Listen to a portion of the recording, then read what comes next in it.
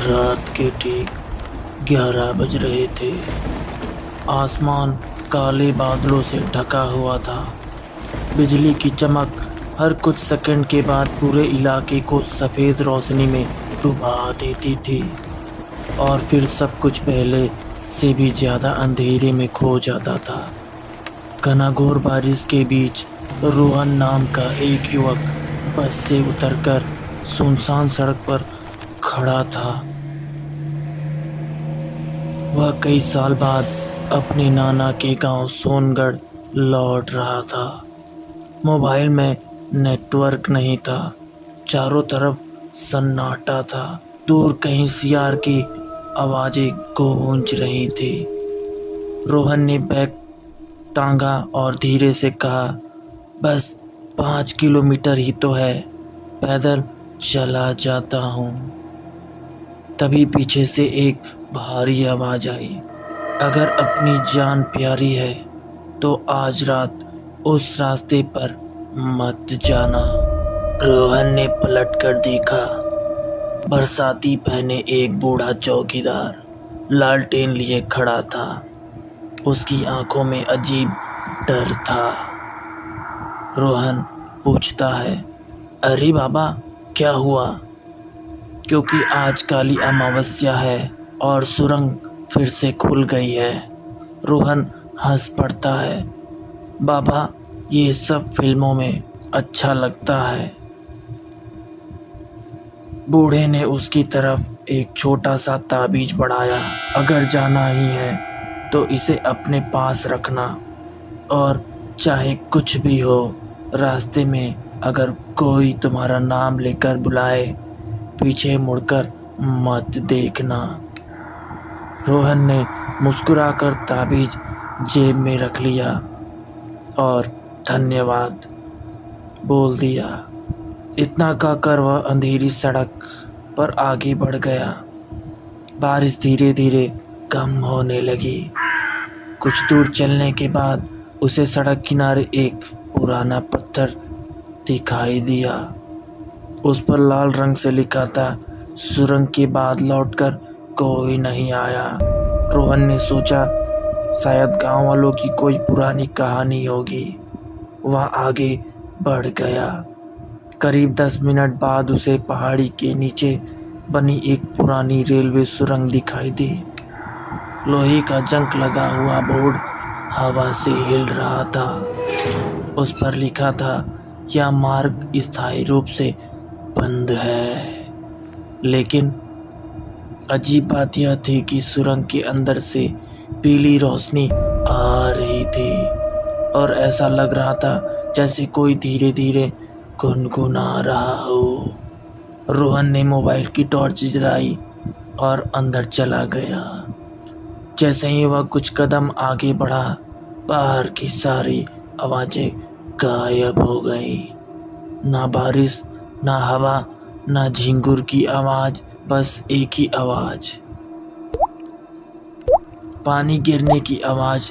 तभी अचानक उसे लगा कोई उसके पीछे चल रहा है। उसने कदम रोके, पीछे देखा, कोई नहीं है। वह फिर आगे बढ़ा। इस बार कदमों की आवाज़ दो हो गई, एक उसकी और दूसरी किसी और की। उसका गला सूख सा गया। तभी सुरंग की दीवार पर उसे पुराने हाथों के निशान दिखाई दिए, जैसे किसी ने बाहर निकलने की बहुत कोशिश की हो। अचानक सुरंग के भीतर से बच्चों के रोने की आवाज़ आने लगी, मुझे यहाँ से निकालो। रोहन का दिल तेजी से धड़कने लगा। उसे लगा शायद कोई सचमुच अंदर फंसा है। वह आवाज़ की दिशा में दौड़ा, लेकिन वहाँ कोई नहीं था। सिर्फ एक टूटी हुई लकड़ी की गुड़िया पड़ी थी। उसकी एक आँख गायब थी। दूसरी आँख धीरे धीरे रोहन की तरफ घूम गई। रोहन घबराकर पीछे हट गया। उसी समय उसकी जेब से रखा ताबीज गर्म होने लगा। सुरंग में अचानक बर्फ जैसी ठंडी हवा चलने लगी और अंधेरे से दर्जनों फुसफुसाहट आवाज आने लगी। रुको, मत जाओ, अब तुम हमारे हो। रोहन ने तेजी से बाहर भागना चाहा, लेकिन जहां सुरंग का मुंह होना चाहिए था वहां सिर्फ पत्थर की दीवार थी। वह अंदर फंस चुका था। तभी अंधेरे में एक पुरानी रेलगाड़ी की सीटी गूंजी। धीरे धीरे पटरी कांपने लगी, जबकि वहां कोई पटरी थी ही नहीं। रोहन ने कांपते हुए पीछे देखा। अंधेरे से एक धुएं जैसी काली ट्रेन निकल रही थी। उसकी खिड़की में बैठे लोग बिल्कुल स्थिर थे। सभी की आंखें सफेद थी। ट्रेन धीरे धीरे उसके सामने आकर रुक गई। दरवाजा अपने आप खुला। अंदर से एक बूढ़ा टिकट चेक करता उतरा। उसके चेहरे पर चमड़ी नहीं थी। हाथ में पुराना पंचर मशीन था। वह मुस्कुराया और बोला, टिकट दिखाइए। जो इस ट्रेन में चढ़ा है वह कभी उतर नहीं पाता। रोहन पीछे हटने लगा, लेकिन उसके पैर को नीचे से किसी ने पकड़ लिया। उसने नीचे देखा। जमीन से दर्जनों काले हाथ निकल चुके थे। वे उसे धीरे धीरे ट्रेन की तरफ घसीट रहे थे। रोहन पूरी ताकत से चिल्लाया। तभी उसे उस बाबा की दी हुई ताबीज याद आई। उसने जेब से ताबीज निकालकर सामने रख दिया। अचानक ताबीज से तेज सुनहरी रोशनी निकली। पूरी सुरंग कांप उठी। काली ट्रेन दर्दनाक चीख के साथ धुएं में बदलने लगी। सफेद आंखें वाली यात्री एक एक करके गायब होने लगे।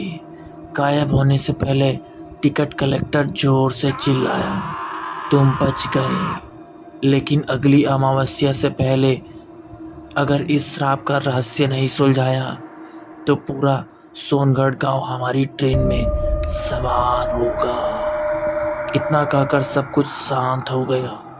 रोहन ने आंखें खोली। वह सुरंग के बाहर पड़ा था।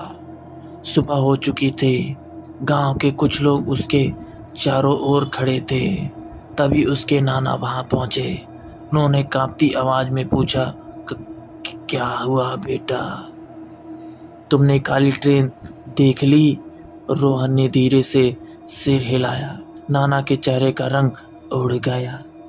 उन्होंने फुसफुसाकर कहा, 50 साल बाद वह फिर लौट आए।